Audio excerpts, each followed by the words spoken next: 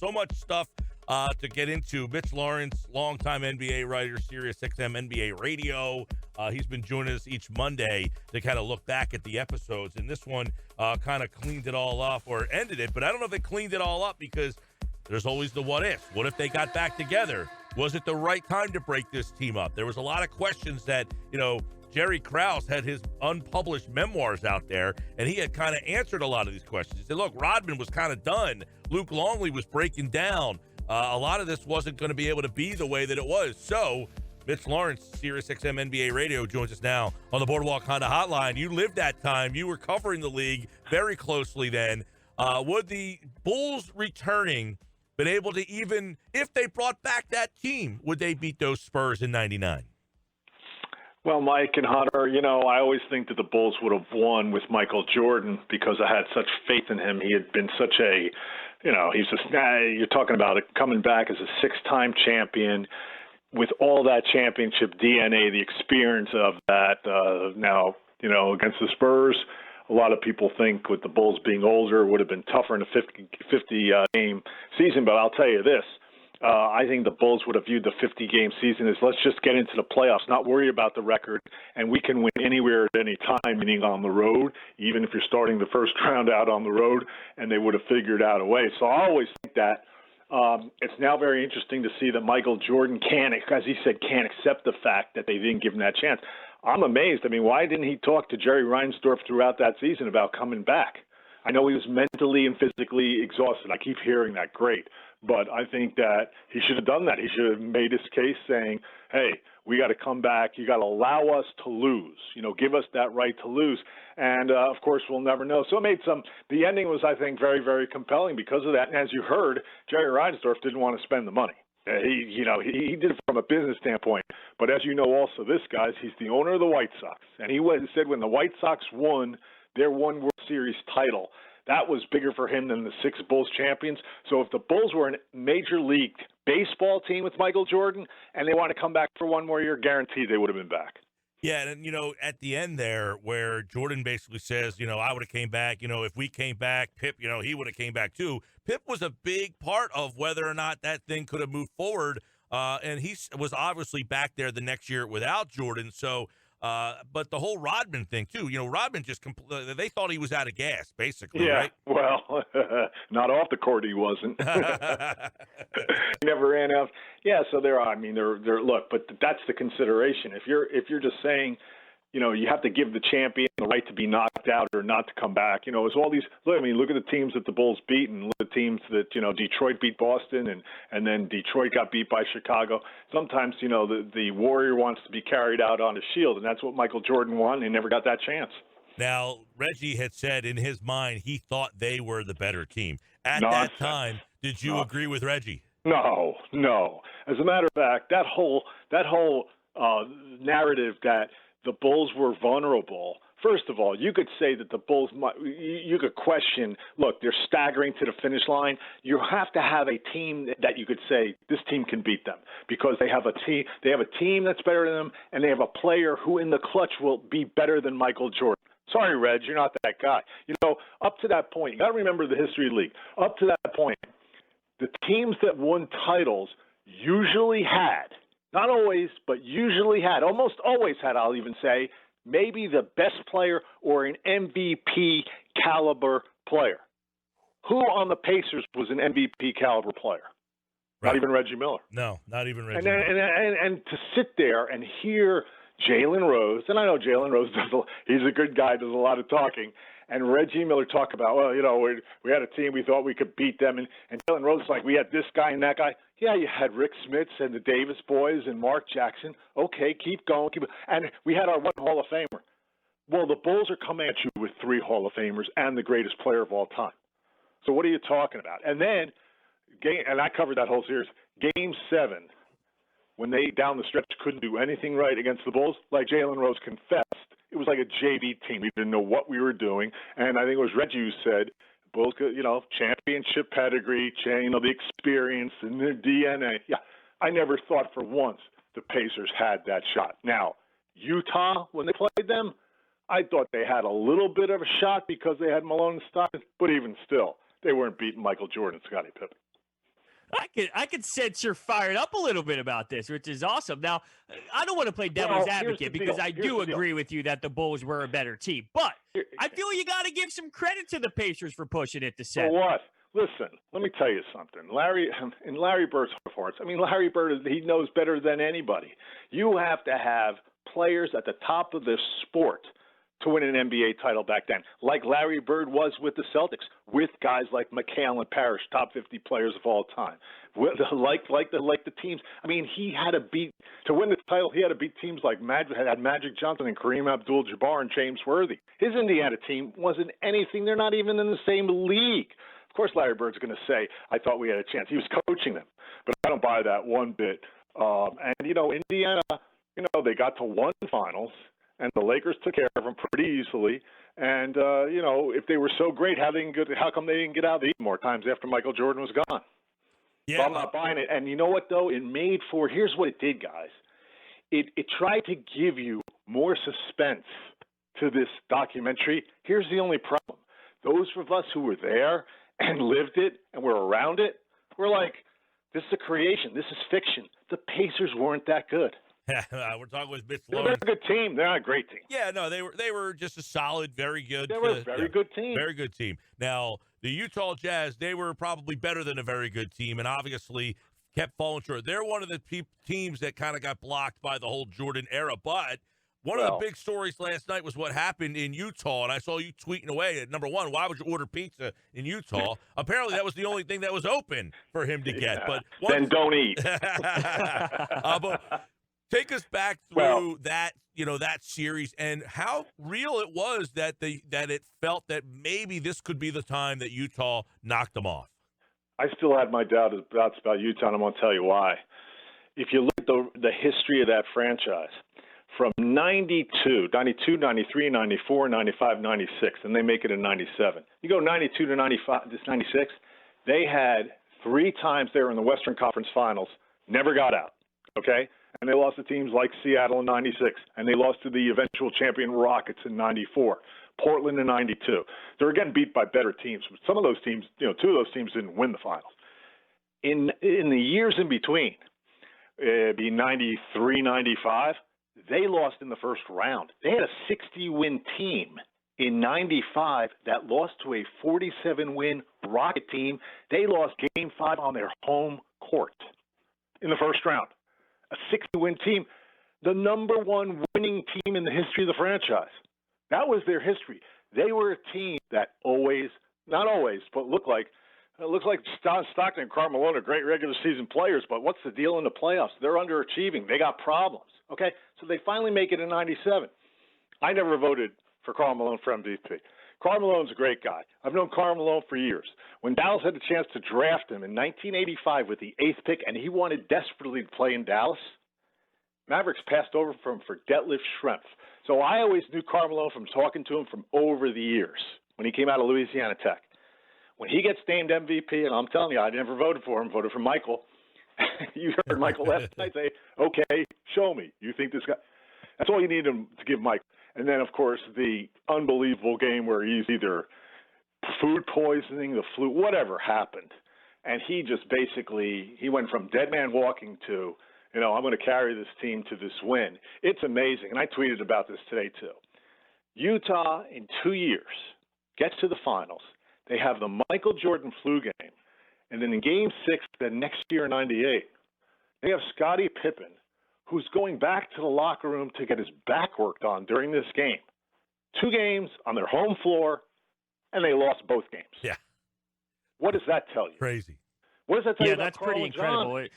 You kind of... I hate to beat up on Carl and John, but damn, boys, you got to win one of them. Yeah, no doubt about it. You kind of went right where I wanted to with Game 6 and the bucket and then the steal and then the famous push-off, and I'm using air quotes. That was definitely not a push-off. But what did you think was going through MJ's mind when he saw Pippen go back and forth? Do you think he was thinking, suck it up, dude? Look, he had been there for the migraine in Auburn Hills. He had, he'd seen Scotty Bale before. But he knows that, here's what Michael's thinking. I'm gonna win this thing by myself. And I'm going to get out. If I can help him, Scotty, fine. If I'm not, so be it. But, here's the thing we were thinking that day. If Scottie Pippen, let's say in Game 6, let's say that somehow Utah wins that game. Karl Malone doesn't get stripped on the baseline, which is the biggest play of the day.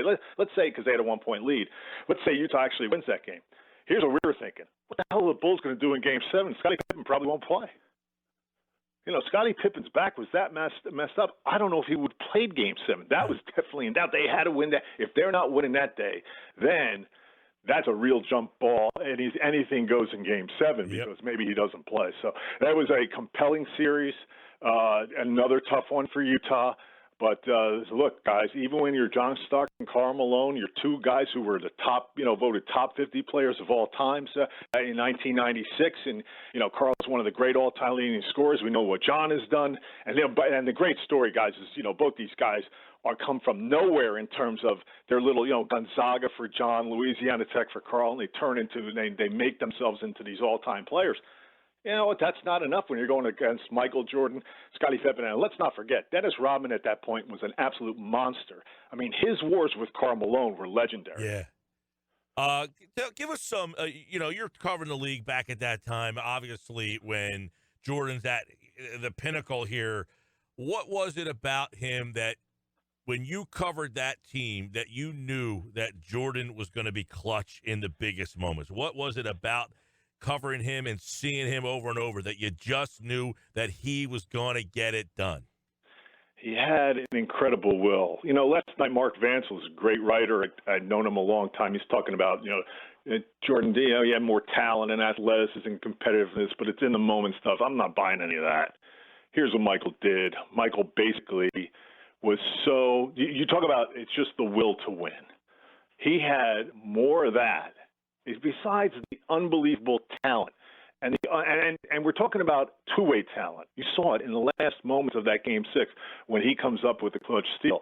And I'm telling you, I'd go to those games, and I always sit there, and if it's close, here's the overriding thought. Basically, myself and 18 other thousand people are thinking. There's going to be a play, either end of the court, that Michael Jordan's going to make, and the Bulls are going to win. He's going to take this team, and he's going to will it. He's going to make a play. He's a gamer. He's a game-winning player, and that's what he did. And that's why he didn't disappoint. There were games where he would miss a shot at the end, as he did in one of those Utah games in the last 1.4 seconds, and I sat there like everybody else. We couldn't believe it. In Chicago, we had to go back to Utah where they closed out the game. That's the type of winning he did and the impact he made all the time in these games. And there are games where he shot poorly. I'm not going to tell you he's just great all the time. But in certain situations, you look out in the court and you'd say, Michael Jordan's going to deliver this victory. And it's probably not going to be Karl. It's not going to be John. Not going to be Clyde Drexler. What was the stat they put up last night? He beat 20 Hall of Famers in the playoffs. I mean, he not only Hall of Famers, think of the guys who are the top 50 players of all time who he had to beat to win titles. So he just had that air. He had that way. It's just something that you don't see in guys. And it's just, once in a forget about a generation. We're talking about a player now who, to me, LeBron doesn't have that. Kobe didn't have that. Only the real immortals, Magic when he was 20 had that in Game 6 in Philadelphia. 20 years old, what he did in Game 6 for that title in 80. So that's what Michael did. For me, it's harder to explain, but just winning, like he always said, winning at all costs. And he would come up and produce these plays where you just sat there and you go, yeah, that's Michael Jordan. That's what he's all about. One big thing that stood out to me in yesterday's episode was his relationship with Gus. It seemed like it sort of kind of took him from a superhero to more of a human, because you saw the way that he tied that to a father figure. Tell me a little bit about his relationship with Gus. I learned a lot about it last night myself, because being there around that time, the security guys were the buffers between the media and Michael Jordan. So, yeah, we knew, he had this big security force with all these guys, and they played it's nice that they played a role in this documentary for him. I didn't know how I don't think I never wrote about this deal with Gus that's more of a local story, Chicago story, than a national story. But I think this is also after Michael loses his father. We all know that, and that's still a thing that he's looking to, not replace his father. He can never do that. But I think that he had certain affections for this older gentleman who was the head of the security detail. And I sat that back there last night before we went on, and I kind of enjoyed the Gus Letts stories that they had. And, Michael had that type of relationship with him and these other guys. And so that kind of added to the documentary. Like I said, there are things that I learned like that. Well, it's interesting, too, Mitch. I think B.J. Armstrong said today that, Michael was almost too famous to even be able to hang out with his own teammates. And like, there is no social media back then. Like, the celebrity that he had is just unbelievable to think that here's B.J. Armstrong, a guy who was his teammate, and said, you couldn't hang out with Michael Jordan. He was too popular. Like, that had to be pretty interesting dynamic on that team that has this, they're going for this three-peat, and they got this guy that they basically can't even, talk eye to eye with sometimes. Yeah, I mean, certain players hang, I think in terms of a guy like Michael, it might be more unusual than other guys.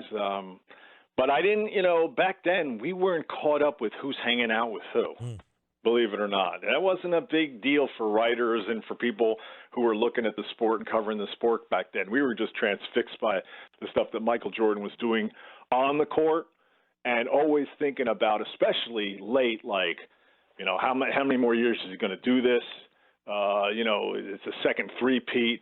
Is he? I never got the feeling that as much as he talked about being mentally and physically exhausted, when you watch the guy play, you always figured, well, this guy can keep going, even at now a more at an advanced stage. We'll see. So, yeah, I mean, it's always interesting to, I remember when Kobe Bryant was playing the Lakers, he was a loner. Ron Harper had the famous quote about, you don't know what he does on the road. You don't know where he goes. He keeps to himself and on and on, where Shaquille O'Neal might have been more of a guy. And I'm talking about, I'm not comparing these guys to Jordan, but they're obviously big names, more of a guy. Shaq was a guy who was hanging out with teammates. But, yeah, I mean, Michael Jordan had created this position, had reached this level where he's looking down at everybody else in the league. I mean, he's in an area where nobody can touch him in terms of all the endorsements and the money and the fame. Yeah, I would think it'd be hard to, have a big time relationship with other teammates. It's not easy. Knowing MJ's compete level in practice, it's pretty crazy to think Dennis Rodman would skip out on a practice during an NBA final game to do wrestling. Yeah, I totally forgot that. I don't know if I was part of that media mob trying to chase Dennis down, but Dennis was he's a handful for that. Handful for Michael, handful for Scotty and Phil. Michael Jordan didn't like any of that stuff that Dennis was pulling. Whether and what they should have done last night is they even referenced the fact that while this guy's off in Auburn Hills, oh, by the way, this is the same guy who took a vacation mid-season. Right. I mean, it's the same, but that's what Rodman needed that. And as much as Michael Jordan couldn't stand that from a teammate, and Phil didn't want that, and the Bulls didn't want that, that's what Dennis needed. And so I think we were all pretty, well, you're surprised, but then not surprised because, Dennis Rodman makes sense. He goes back to Auburn Hills to hang out with Hulk Hogan. He's on TV. And it didn't really seem, once he got on the court, you didn't even think about that. You knew that Rodman was nuts, half nuts off the court, but on the court, he was getting bigger offensive rebounds, keeping possessions alive. He's a guy who he's their third-tier star. In a lot of those games, he was the second-best player. Now, at that time, Jordan essentially, he ends up retiring for 3 years. People forget he was away from the league for 3 years before he came back again to go play for the Wizards. Oh, boy. You know what I mean? Like, it's like people forget that he was gone for 3 seasons. Yeah, well, the Washington stuff was just ridiculous. I mean, he came in to run the team first, right? And then he decided he had to play to show everybody. And, all these guys, it's like he couldn't satisfy his competitive, he didn't have a betting problem, a gambling problem. He had a compete problem. Yeah. So we saw it. And, this Washington thing in terms of the draft picks, in terms of the trades, he's the one who traded he wanted to get Jerry Stackhouse, and he traded Rip Hamilton, and Detroit loved that because Rip Hamilton was such a big part of that team when they won a title and got to a couple of finals. So, and then, the Charlotte thing's been a debacle. I mean, I think they've made the playoffs twice in its, 14, 15-year tenure. probably not exact with the numbers, but we know, guys, that he's done a bad job as an owner. That story to me is mesmerizing, how competitive he was, but yet how non-competitive and almost at peace with the fact that he's not very good at this job.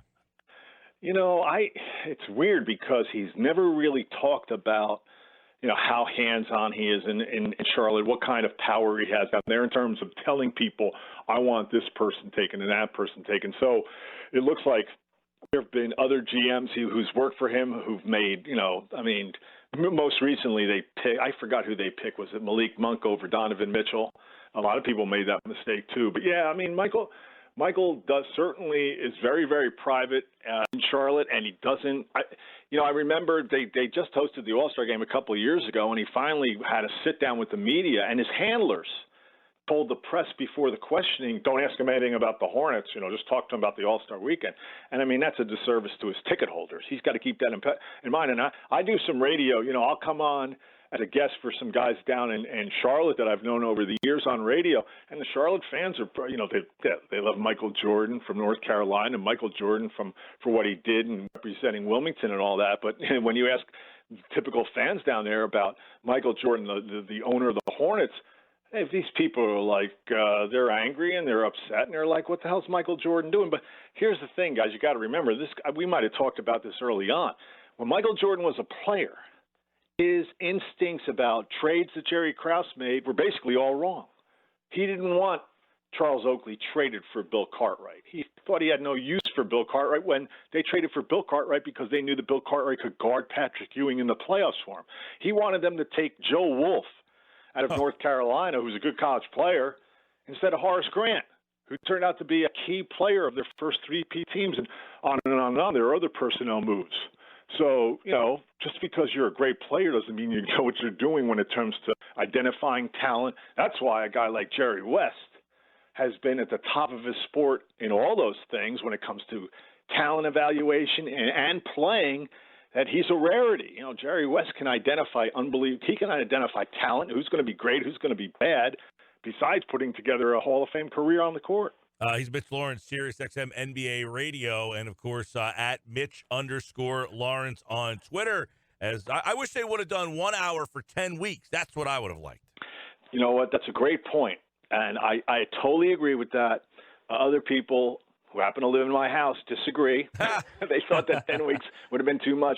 But, it was good. I'm glad they did it. And I just wish they would have done a little bit more, give you more in-depth about John Stockton, guys like John Stockton, and the Karl Malone, the drafting of him that year. Let me tell you, that's a fascinating story about what he made himself into. You didn't get a lot of that because they're obviously concentrating on the Bulls. But how about the fact, guys, and I tweeted about this today too, in that first, game 1 of the 97 series, here's Karl, the newly crowned MVP.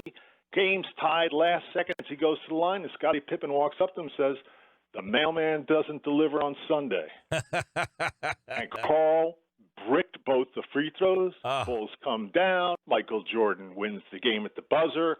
And that was not covered at all in The Last Dance. Can you believe that? Yeah, there was, and you have to wonder how much of this was rushed because of them trying to get this up, how different it might have been if it aired at the time it was originally supposed to air. I guess these are other things that we will never get answered unless they put out a second edition with the way that they really wanted to do it. Mitch, it's been great going back and recounting a lot of this stuff with you, man, and hopefully we have some news on the league sometime soon. We'll catch up. Hope so, guys. Thanks, guys. Thanks, Mike. Thanks, Sandra. Talk to you later. Yeah, man. Mitch Lawrence, SiriusXM NBA Radio, and he, like all guests, appeared via the Boardwalk Honda Hotline.